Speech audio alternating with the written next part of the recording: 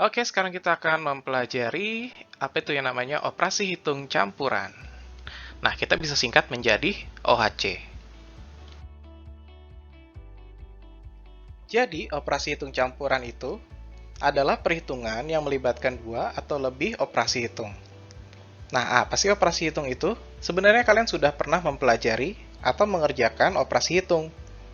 Beberapa contohnya adalah penjumlahan, pengurangan, perkalian, pembagian, bahkan perpangkatan. Nah, ini semua pernah kalian kerjakan di kelas sebelumnya atau pada pembelajaran-pembelajaran sebelumnya. Ada juga beberapa operasi hitung yang akan kalian pelajari di tingkat pendidikan selanjutnya seperti SMP atau SMA.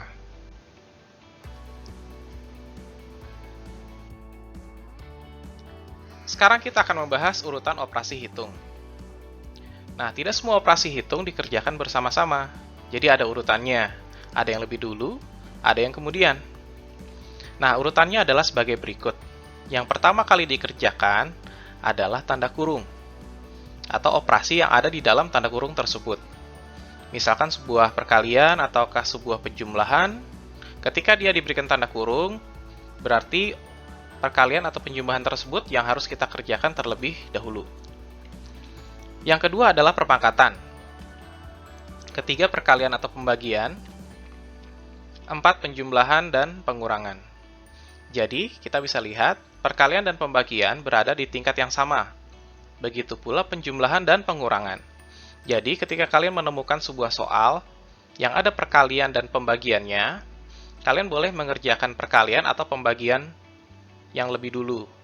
Boleh yang mana saja. Begitu pula dengan penjumlahan dan pengurangan. Ketika ada satu soal, di situ di dalamnya ada penjumlahan dan pengurangan, kalian boleh pilih apakah mau mengerjakan penjumlahan terlebih dahulu ataupun pengurangan ya. Ya, sekarang kita akan mencoba contoh pengerjaan OHC. Ya, berikut ini adalah contoh perhitungan yang cukup rumit ya. Di sini ada satu soal. 7 tambah 5 dikali dalam kurung 10 dikurang 4 dipangkatkan 2. Nah, ini operasi hitungnya ada sekitar 4 macam operasi hitung. Ada pengurangan, perkalian, penjumlahan, dan pangkat 2. Nah, yang manakah yang harus kita kerjakan terlebih dahulu? Kita ingat urutan yang pertama adalah tanda kurung. Di sini kita bisa melihat di dalam tanda kurung ada operasi 10 dikurang 4. Sehingga kita akan mengerjakan perhitungan pengurangan 10 dikurang 4 tersebut lebih dahulu. Sehingga kita bisa tulis angka-angka yang lain tetap sama. Jadi kita bisa tulis sama dengan 7 tambah 5 dikali, nah 10 dikurang 4-nya ini kita hitung, 10 kurang 4 sama dengan 6. Nah, jadi kita hitung dulu 10 kurang 4 berapa, lalu kita masukkan hasilnya di situ, 6 ya. Lalu jangan lupa dipangkatkan 2. Oke, jadi kita sudah mengurangi operasi hitung yang ada, sehingga hanya ada 3 operasi hitung, yaitu penjumlahan, perkalian, dan pangkat 2. Nah, kalau kita ingat-ingat lagi, setelah tanda kurung, maka tahap berikutnya adalah perpangkatan ya, pangkat 2. Di sini kita punya pangkat 2. Pangkat 2 inilah yang harus kita kerjakan lebih dahulu dibandingkan perkalian ataupun penjumlahan. Oke, jadi kita bisa tulis 7 tambah 5-nya tetap dikali 6 pangkat 2-nya kita hitung menjadi 36. Jadi tidak boleh 5 dikali 6 dulu ya, tidak boleh. Harus 6 pangkat 2 dulu yang kita hitung dan hasilnya adalah 36. Sehingga di sini kita melihat hanya tersisa 2 operasi hitung, yaitu penjumlahan dan perkalian. Tentunya penjumlahan dan perkalian lebih dahulu yang harus dikerjakan adalah perkalian ya, 5 dikali 36. Sehingga kita bisa tulis 7-nya tetap 7 tambah, nah 5 kali 36 kita hitung adalah 180. Nah, di sini sudah tersisa tinggal satu operasi hitung yaitu penjumlahan. Sehingga bisa langsung kita hitung hasilnya adalah 187. Nah, ketika kalian mencoba untuk menghitung dengan urutan yang berbeda, misalkan kalian 7 tambah 5 dulu, baru dikali, baru dikurang, baru dipangkatkan 2, pasti hasilnya akan berbeda. Ya, silahkan kalau mau dicoba, tetapi jawaban yang sebenarnya adalah 187. menggunakan aturan yang benar ya. Oke, sekarang kita akan mencoba contoh lain pengerjaan OHC. Kali ini yang lebih sederhana. Jika di contoh sebelumnya kita mencoba dengan 4 operasi hitung, kali ini kita coba dengan 2 operasi hitung saja. Yaitu di sini ada 72 dibagi 8 dikurang 10. Nah, kita sudah mengetahui, sudah dijelaskan tahap-tahap sebelumnya itu bahwa yang paling pertama harus dikerjakan adalah tanda kurung. Tapi di sini kita melihat tidak ada tanda kurung. Lalu yang kedua yang harus dikerjakan terlebih dahulu adalah perpangkatan, tetapi di sini kita tidak menemukan pangkat apapun di sini ya. Lalu yang ketiga adalah kali bagi. Nah, di sini kita bisa menemukan ada operasi hitung pembagian 72 dibagi 8. Sehingga 72 dibagi 8 ini akan kita kerjakan terlebih dahulu ya. Sehingga bisa kita tulis sama dengan 72 dibagi 8 hasilnya adalah 9. Lalu kita lanjutkan dengan pengurangan 10. Ya, sudah tersisa satu operasi hitung saja, bisa langsung kita hitung dan dapatkan jawabannya. Nah, 9 dikurang 10, kalian tentu masih ingat pembelajaran mengenai bilangan bulat, gitu ya. Kalian boleh mengerjakan dengan hitungan garis atau metode cara garis, ataupun dengan konsep uang dan hutang, begitu ya. Misalkan kalian punya uangnya 9, lalu berhutang 10, maka hasilnya adalah min 1 ya. Artinya hutangnya masih ada sisa 1. Makanya dia negatif 1 jawabannya ya. Oke, kita coba contoh yang lain. Di sini kita coba dengan 3 operasi hitung, yaitu ada pengurangan, perkalian, dan penjumlahan. Nah, tidak ada tanda kurung di sini, jadi kita bisa lewati tanda kurung. Yang kedua adalah perpangkatan, juga tidak ada di sini, jadi kita tidak perlu. Lalu yang ketiga adalah perkalian dan pembagian. Nah, kita bisa lihat di sini ada perkalian 7 dikali 9. Begitu ya, jadi sehingga harus kita kerjakan terlebih dahulu, yaitu perkalian 7 kali 9. Bisa kita tulis sama dengan 100-nya tetap ya. Nah, kita bisa lihat di sini sebenarnya pengurangan 7 kali 9, itu tanda kurangnya itu adalah milik angka 7 ya, minus 7. Minus dikali plus atau negatif kali positif hasilnya adalah minus juga begitu ya. Nah, 7 kali 9 kita tahu hasilnya adalah 63. Nah, itu hasilnya menjadi negatif 63 karena minus 7 dikali positif 9. Beda tanda sehingga jawabannya pun negatif. Oke, jadi 100 dikurang 63 lalu plus 3, begitu ya. Jadi 100 minus 63 ditambah 3. Nah, kita melihat di sini operasi hitung yang tersisa hanya tinggal pengurangan dan penjumlahan. Yang mana mereka berada pada tingkatan yang sama, sehingga kalian boleh mengerjakan baik penjumlahan dulu ataupun pengurangan terlebih dahulu. Boleh yang mana saja, sama saja. Tetapi untuk memudahkan mengingat, biasanya kalian bisa coba untuk mengerjakan yang paling kiri ya. Yang paling kiri. Biasanya lebih aman, lebih betul. Kalian tidak akan terjebak pada perhitungan yang salah. Kalau kalian ingin mencoba penjumlahan terlebih dahulu, bisa kalian lakukan. Tapi kemungkinan mungkin akan banyak yang salah. Begitu. Karena yang harus diperhatikan adalah 63 di sini adalah angka negatif, bukan positif. Jadi ketika kalian menjumlahkan 63 ditambah 3, hasilnya bukan 66. Karena 63 di sini adalah negatif. Begitu ya. Jadi kalau kalian memutuskan untuk mengerjakan penjumlahannya terlebih dahulu, yang harus kalian ingat adalah 63 di sini adalah negatif, sehingga negatif 63 ditambah 3 harusnya menjadi negatif 60. Seperti itu. Nah, untuk memudahkan pengerjaan, kita kerjakan saja dulu dari yang paling kiri.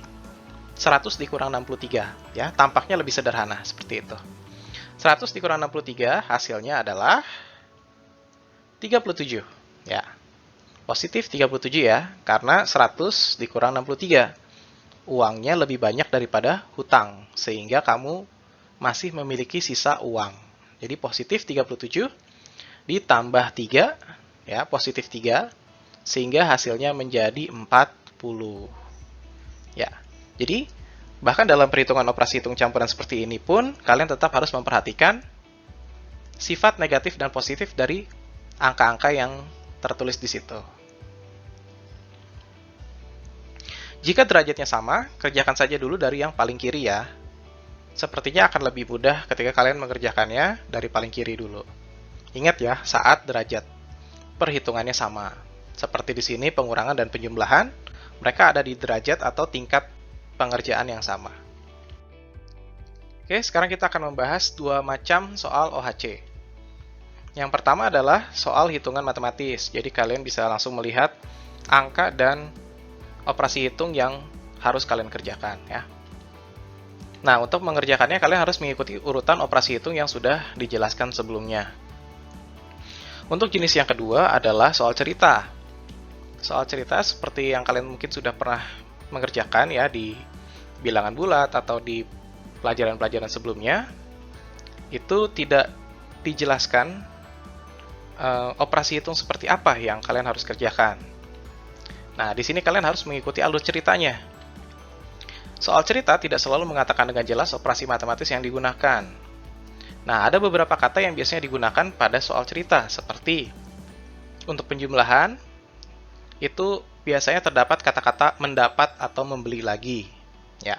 Nah, biasanya ini untuk menunjukkan bahwa operasi hitung yang digunakan adalah penjumlahan. Untuk pengurangan, biasanya menggunakan kata-kata rusak, terjual, atau terpakai. Begitu. Untuk perkalian, biasanya terdapat kata-kata kali atau setiap. Untuk pembagian, biasanya terdapat kata-kata dibagikan atau diberikan sama banyak. Begitu. Atau ada juga dimasukkan dengan sama banyak. Seperti itu ya. Nah, jadi tidak terbatas hanya kata-kata yang ada di sini yang saya jelaskan. Mungkin juga ada kata-kata lain yang biasanya semakin banyak kita latihan, semakin banyak kita berlatih, kita akan semakin mengenal operasi hitung apa saja yang dimaksud dengan kata-kata tersebut, begitu. Jadi semakin banyak berlatih, kita akan semakin mengenal operasi hitung campuran, khususnya pada soal cerita. Contoh soal cerita. Misalkan di sini ya, yang pertama, Budi membeli 23 permen, lalu ayahnya memberikan permen lagi sebanyak 31. Budi memasukkan permen-permen itu ke dalam 6 toples sama banyak. Nah, ada operasi hitung apa saja dalam cerita tersebut? Nah, kita bisa lihat di sini Budi punya permen lalu diberikan lagi, ya, diberikan lagi gitu. Mungkin ayahnya membeli lagi begitu ya. Jadi kita bisa lihat di situ ada penjumlahan. Lalu Budi memasukkan ke dalam toples sama banyak. Memasukkan sama banyak. Nah, bisa kita lihat di situ adalah pembagian ya. Jadi di sini ada dua macam operasi hitung, yaitu penjumlahan dan pembagian. Nah, bergantung dengan soal ceritanya, kita bisa menemukan 2 atau 3 atau 4 ya, tergantung dari cerita tersebut, dari soal ceritanya ya. Tidak setiap soal cerita hanya 2 atau 3 begitu, tapi tergantung si pembuat soal. Kita coba lihat contoh lain.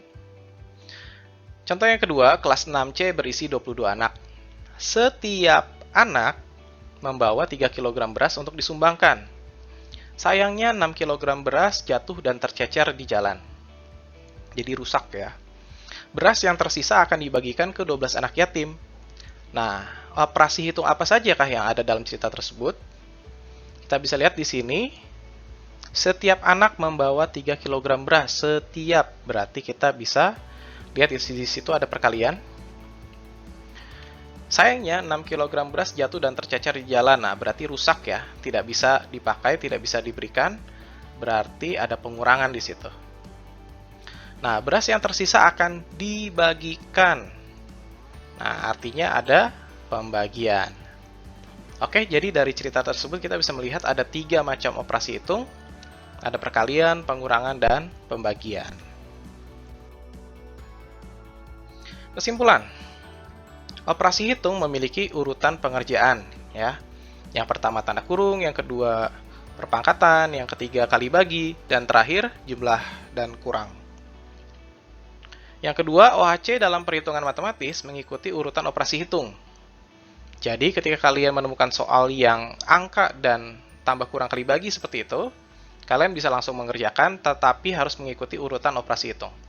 Nah, sedangkan OHC dalam soal cerita harus mengikuti alur ceritanya. Jadi, kita mengikuti bagaimana si cerita tersebut. Apakah dia dibeli lagi, oh berarti ditambah dulu, baru dia dibagi, begitu ya, baru pembagian, seperti itu. Jadi mengikuti alur ceritanya. Oke, terima kasih sudah memperhatikan pembelajaran kali ini, menyediakan waktunya. Matematika sering kita jumpai di kehidupan sekitar kita tanpa kita sadari. Mempelajari matematika berarti melatih pemikiran kita mengenai kehidupan. Oke, sampai bertemu lagi di video selanjutnya.